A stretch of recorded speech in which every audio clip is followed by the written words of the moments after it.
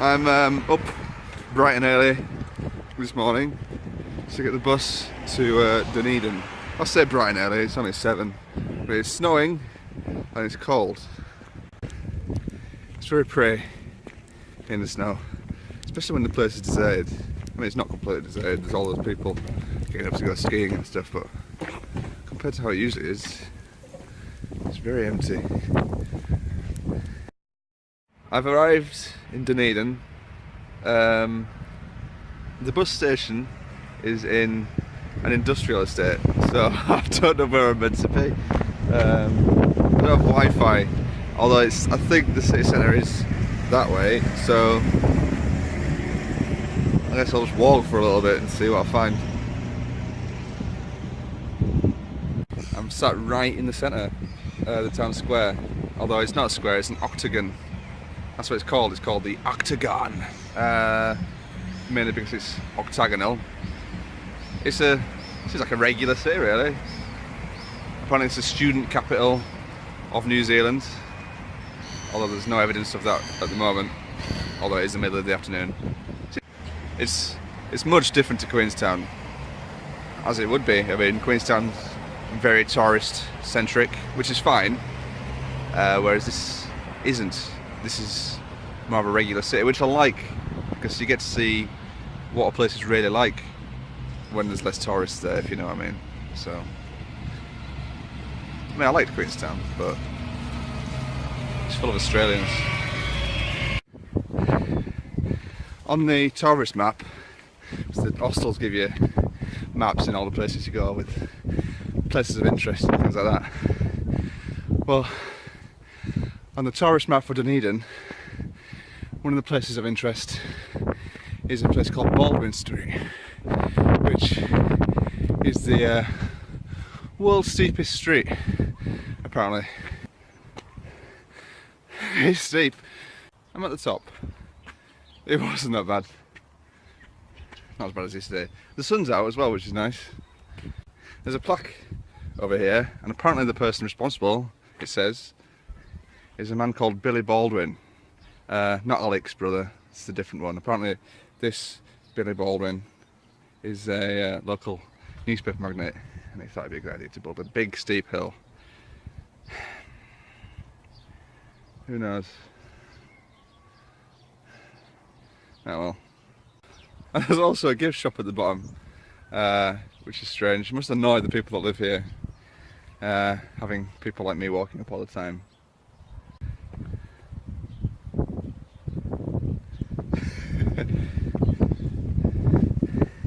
Bet the postman who does the round-up here is gutted. I'm in the Otago Museum. There's a little exhibit, well the main exhibit is about Edmund Hillary, and there's a few of his possessions on display, and one of them is the passport they used to go to Nepal in 1953. Which I think is pretty cool. There's all sorts of other stuff as well, there's gloves and things like that. He's a bit of a hero. There's something else, it's quite cool, that I've just found. On the Apollo 11 mission in 1969, flags from some nations were sent up, just tiny flags, with the astronauts, and then brought back. And the flag of New Zealand is one of them, and they've actually got it here in the museum. How cool is that? That flag has been to the moon. I think it's awesome. Dunedin's on the southeast coast of New Zealand, which means the city centre is only maybe a couple of miles walk from the beach and the Pacific Ocean. So there's nothing apart from endless ocean and a few Polynesian islands, like Easter Island, Samoa, that kind of stuff. And then south, that way, is nothing but the Southern Ocean until you get to Antarctica. So there's nothing but ocean in front of me right now, for thousands of miles. This is the first chance I've had to dip my toe in the ocean while I've been here. It's a nice thing to do, I guess.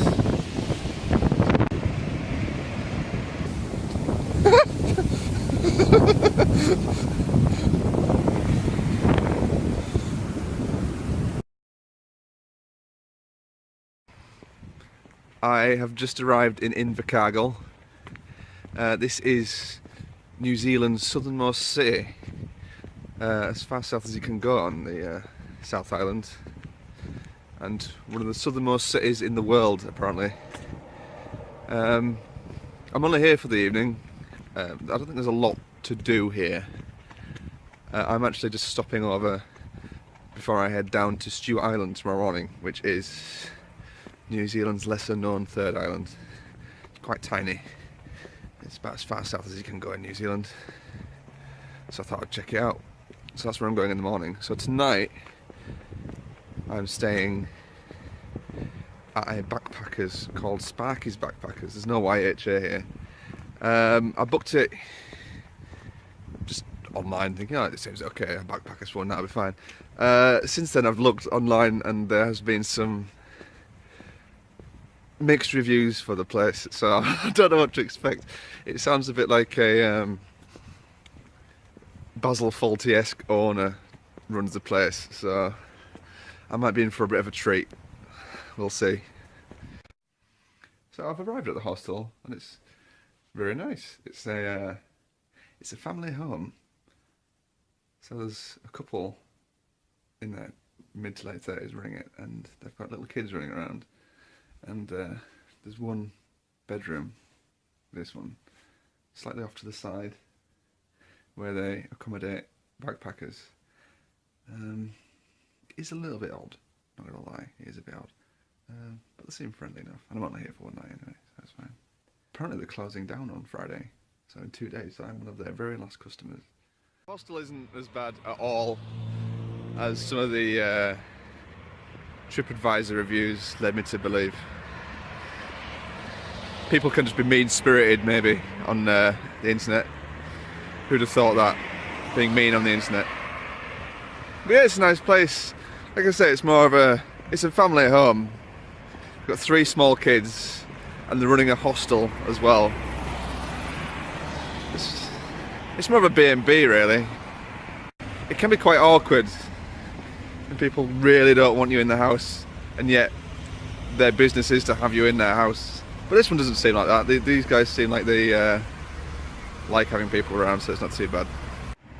So much like Dunedin, Invercargill isn't really a tourist hotspot. It's not geared up for thousands of tourists descending upon it every day.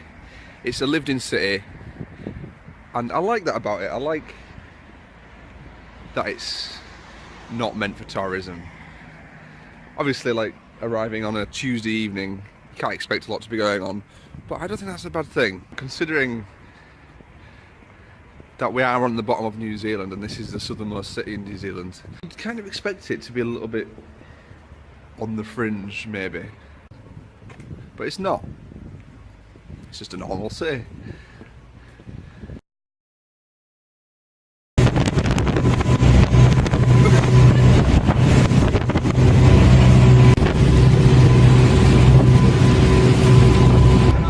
Ferry. The sea is a bit choppy. There's only about 5 or 6 people on the thing, but it goes really quick. The guys running it seem to be pretty chilled out, so I don't think there's any reason to worry. There's little sick bags on the seat, which is quite funny. It's very wet and rainy. So it's apparently only a 45-minute journey, which is good. And it's quite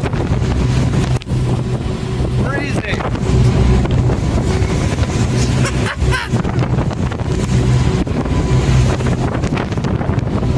It's only a matter of kilometres between the two. Because of all the different weather conditions, it's an area of water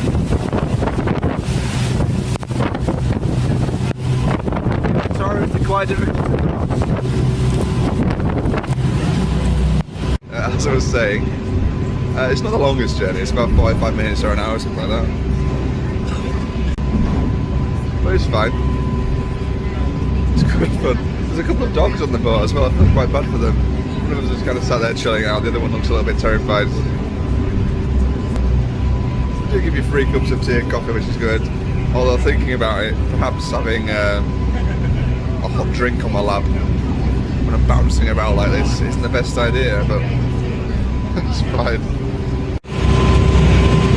I've come to stay outside again, so I feel a little bit sick. I've made a friend.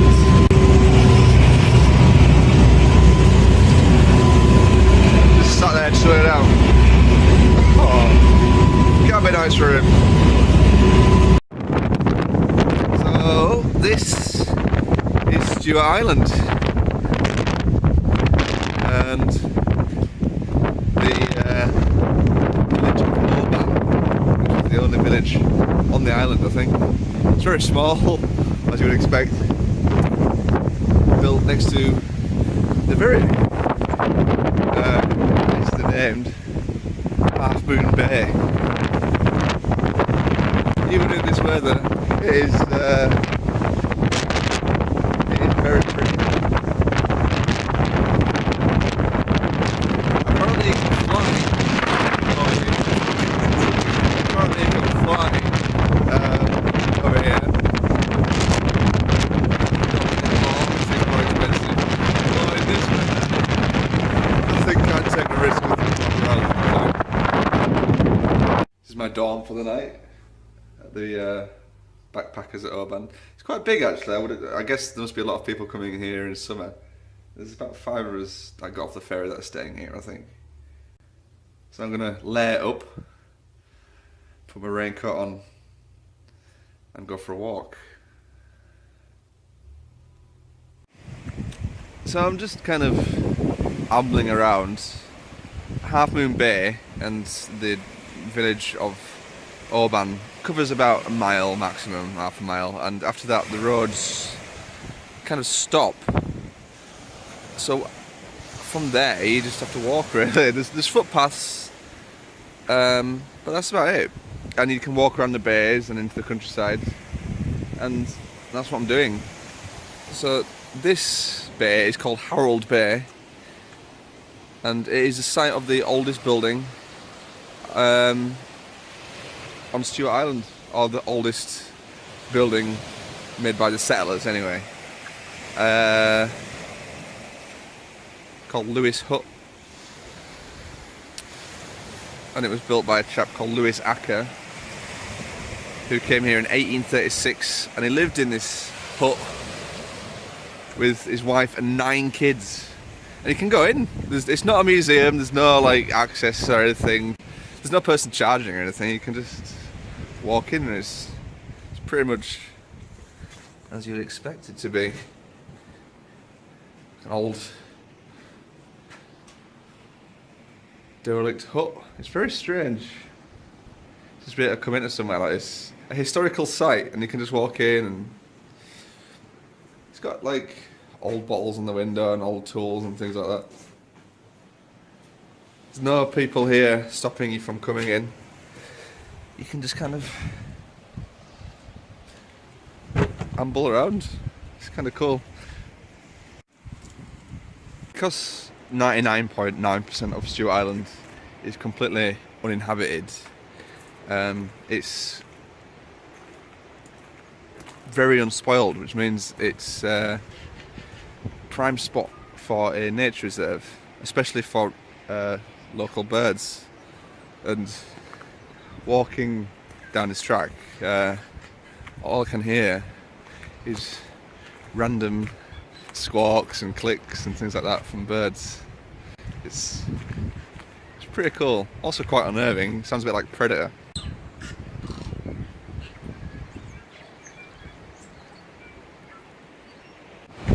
I'm at Acker's Point, which is a little headland about a couple of miles out from Oban along Half Moon Bay behind me, and all there is here really is a little lighthouse, and that's it. This is as far south as I'm going to get on this trip. This is as far south as I have ever been, and it's about as far south as you can get in New Zealand really, by like road or foot. The roads are finished now, I can't get any further down. The island goes a little bit further on that way, and there are some little bays that you can visit, but you have to get there via boat. So this is about as far south as I'm going to get on this trip, which is pretty cool.